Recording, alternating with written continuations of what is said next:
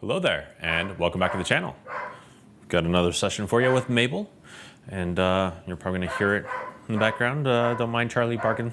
He's just finished his little training session and still a little energized, so he'll probably be barking for the next little bit as he's winding down. But anyways, Mabel's doing a lot better, has pretty good food drive, is working very well, catching on to all the obedience very well. And now we are obviously getting her more comfortable wearing the e-collar. It is turned on. I've got it here in my hand. I will be working with or training while it's in my hand, but it's set to 0. So she's not going to be feeling anything. I will be pressing the buttons a little bit because there's a little bit of an auditory click when the buttons are pressed, and I don't want that to become an association that the sound of this implies doing things or gets connected to it, just because that can give us a false positive.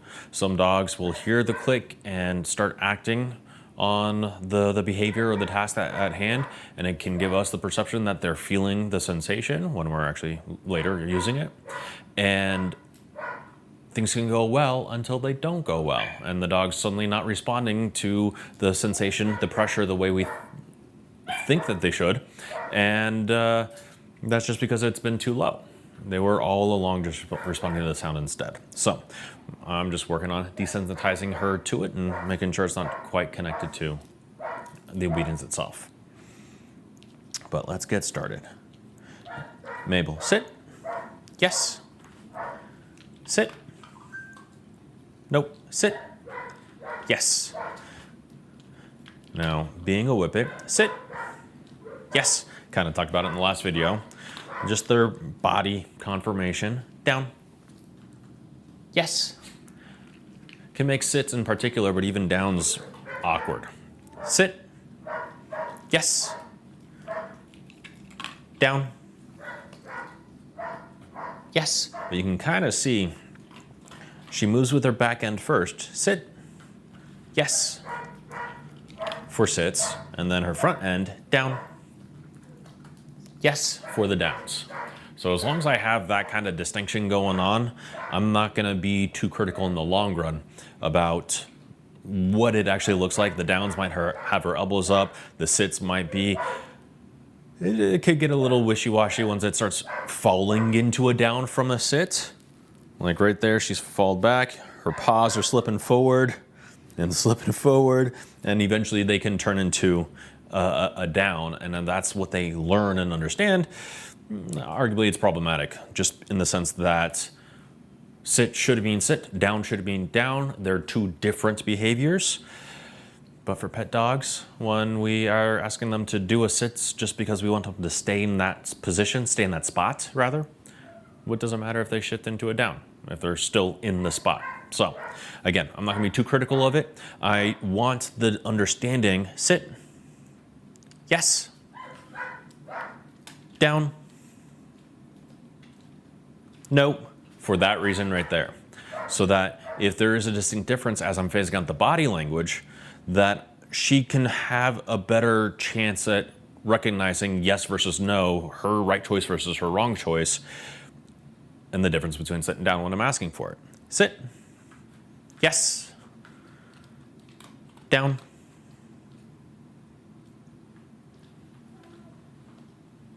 Yes. Now, even though her back end went first, she was pretty fluent in turning it into a down instead of choosing sit. Down. Yes.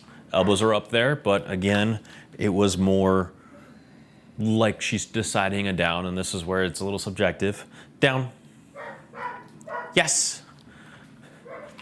And that's something to pay attention to, the subjectivity of it, because sit. Yes, she might start to show that she's actually blending the two a little bit. Down. Yes, but obviously we're phasing out the body language here. Down. Nope. Down. Yes. Which means we're getting some no's, and that's exactly what we're after here. Place. Nope. Place. No. Come on. Place. Yes. Good girl. Place. Yes. Good job. Now, being a little sensitive, a little insecure, a little clingy is not the right word. Affectionate may not be the right word, but it leans more in that direction, like just being a people person. Place. The sending to place part is going to be a bigger struggle than the average dog. Yes.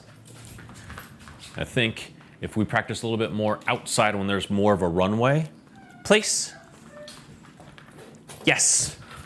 The movement is something, being a whippet, but as an individual, she appreciates, and I think that's what's gonna really make the difference. It's just really rainy today, so we're not gonna get too much practice on that one now. Place.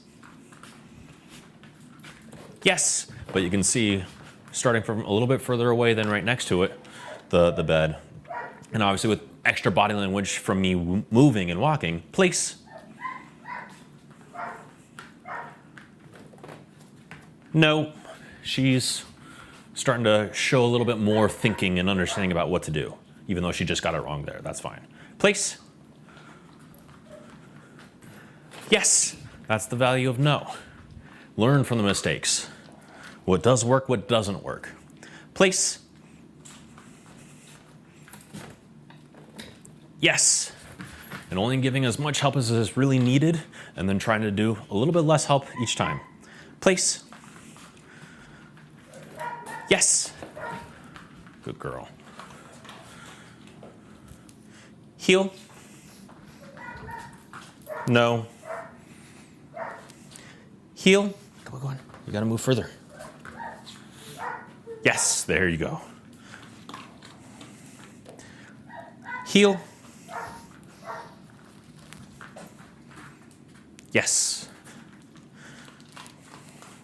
And so in the beginning, I was going to be pressing the buttons, and then I've kind of neglected that. But she's really unfazed by it from all the practice we've already done before. Heel. Yes. Good girl. Down. Good. Working on holding a little bit. Good. Yes, especially the downs. And I guess the sits. Place is pretty easy, just she can move. That's the thing. She doesn't like to be still very long unless she's in a very relaxed, loungy kind of mood. And out here doing the obedience, that's not the case. That's not her vibe. Down. Good. Good. But she's starting to catch on to it. Yes.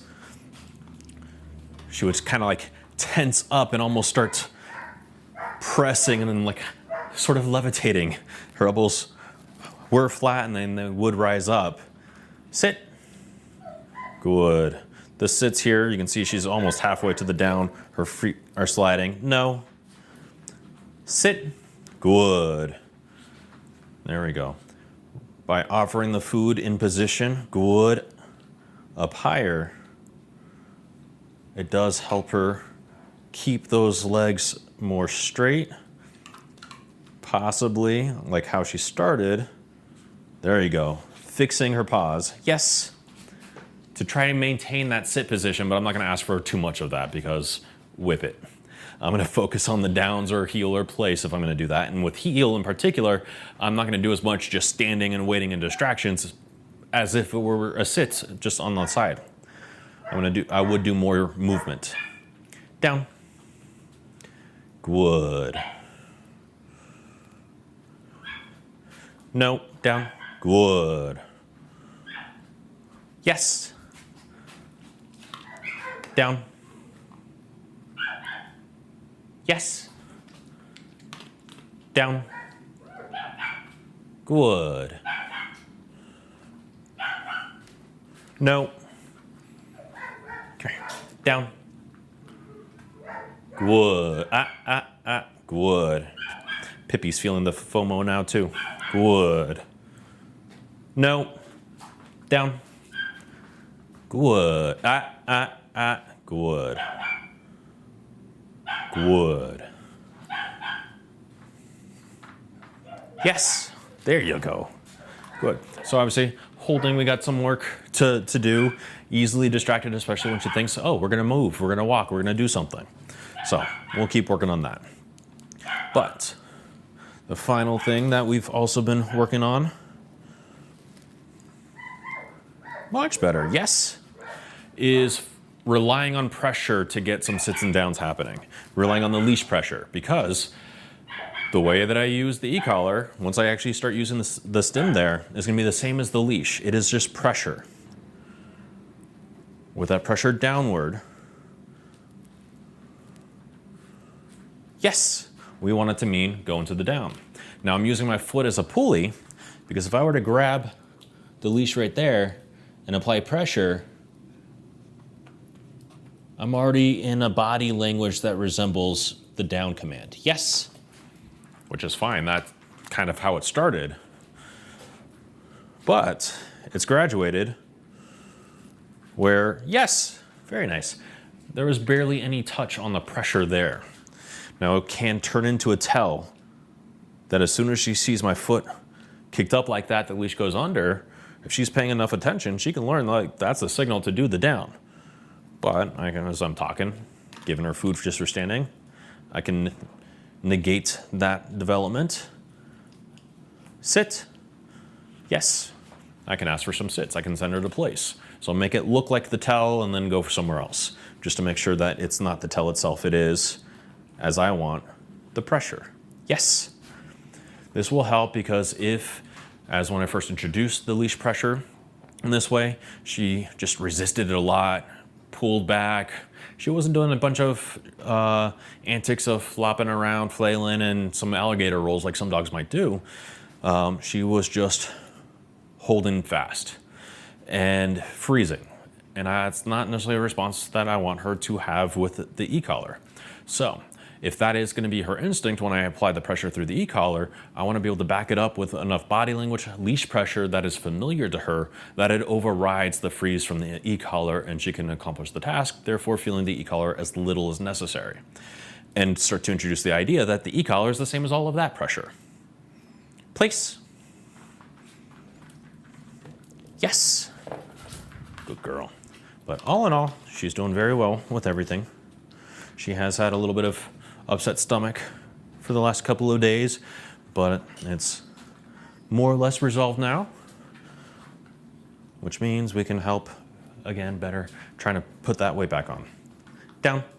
But I'm not, yes, all that concerned about her weight necessarily, as much as we can see a lot of ribs and even some of the crests of her spine. I believe that's what those bumps are technically referred to as. But I'm looking at her muscle tone and that's all still really solid. So I'm not too worried. Down. Good. Good. Yes. Very nice. All right. And we'll wrap it up with a little play. There we go. The prey drive is there, very solid, but this is a newer development. Feeling comfortable to grab the toy, thrash it a little bit. Ooh, there we go. That's the strongest tug that I've seen so far. Now, if we can get tug, ooh, what was that?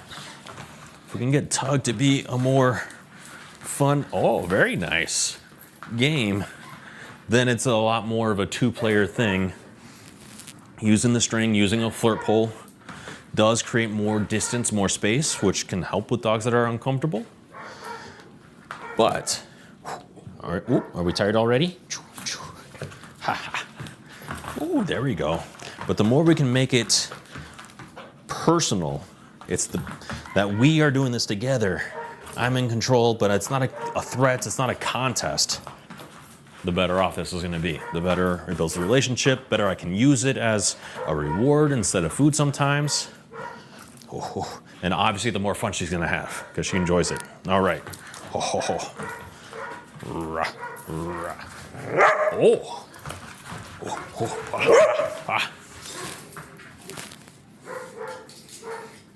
A little too much in her face going to grab the leash like that. But we will wrap it up there. Good girl, Mabel. Come here. Hi. Oof. Oh yeah. In the face. Okay. Can't crowd the microphone, otherwise you might not hear the outro. But there you go. Nice, really nice session with Mabel. As always, if you have any questions about anything, drop them in the comment section down below. If you liked what you saw, hit the like button, and be sure to subscribe. Cheater.